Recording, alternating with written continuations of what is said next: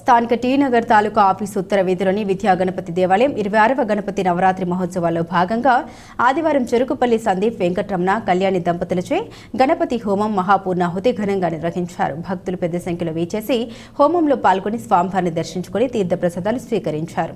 వేద మంత్రాలతో ఆలయ పరిసర ప్రాంతాలు మారుమోగాయి. ఆలయ కమిటీ సభ్యులు గాడపల్లి సత్యనారాయణ మూర్తి మాట్లాడారు. ఈ ఏడాది 26వ సంవత్సరానికి గణపతి నవరాత్రి మహోత్సవాలు చేరుకున్నాయన్నారు. ప్రతి ఏటా ఆలయంలో గణపతి నవరాత్రుల సందర్భంగా మట్టి గణపతిని ప్రతిష్ఠించడంతో పాటు ప్రతిరోజు గణపతి హోమం నిర్వహిస్తున్నట్లు వివరించారు.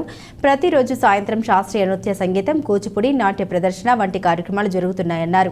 భక్తులందరికీ ఆ గణనాథుని ఆశీస్సులు ఉండాలని ప్రార్థించామన్నారు. ఈ నెల 16వ తేదీ ఉదయం 11 గంటలకు ఊరేగింపు చేసి నిమజ్జన కార్యక్రమం నిర్వహిస్తామన్నారు.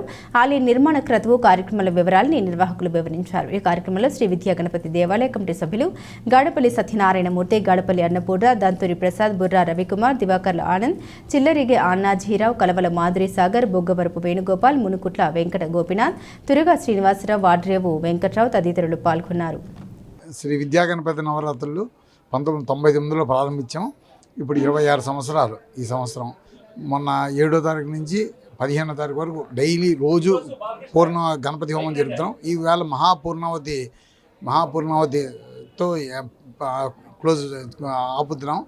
రేపేమో నిమజ్జనం ఉదయం 9 గంటలకి ప్రారంభించి పుష్కర రేవులో నిమజ్జనం సిద్ధి వినాయకుడిని చేస్తాం. నిత్యం ఇంకా గుడి నిమిత్తం మళ్ళీ రోజు డైలీ స్వామివారికి అభిషేకాలు, గణపతి హోమాలని గుడికి నిత్యము జరుగుతుంటాయి.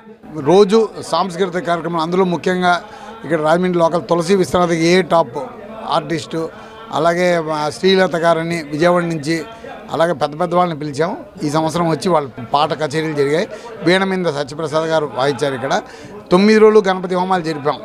ఈరోజు మహాపూర్ణావతి చెరుకుపల్లి సందీప్ వెంకటరమణ కళ్యాణి దంపతులు కూర్చున్నారు. ఇవాళ అన్నదానం పేరు చెప్పి ఇంచుమించుగా 1000 మందికి ప్రారంభిస్తున్నాం, మొదలెట్టాం. రోజు ఒక 100 మందికి గణపతి హోమం జరపడం, 100 మందికి రోజు అన్నదానం చేస్తున్నాం. ఈ రోజుతో దాన్ని కార్యక్రమం స్వస్తి పలుకుతో రేపటి నుంచి రేపొద్దున 10 గంటలకి నిమజ్జనం కార్యక్రమం స్టార్ట్ చేస్తాం సిద్ధి వినాయక స్వామిని.